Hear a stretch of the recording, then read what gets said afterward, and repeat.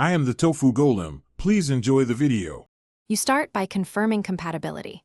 Make sure your phone and car support Android Auto. Next, pick a data-rated USB cable, no cheap charging-only cords. Use USB-A to USB-C or USB-C to USB-C as required.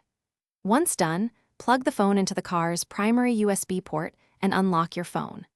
If the car doesn't detect it, enable developer options on the phone and set USB configuration to file transfer. This ensures the handshake proceeds correctly. After the physical connection, watch both screens.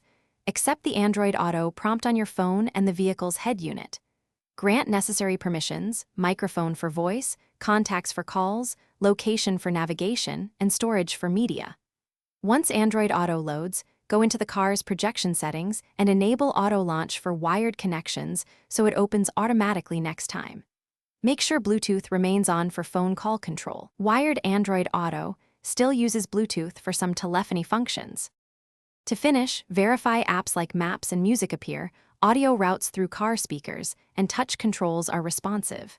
If something fails, unplug and replug, restart the phone and reboot the head unit, then try an alternate USB port. Also check phone battery saver and background restrictions, disable them for Android Auto.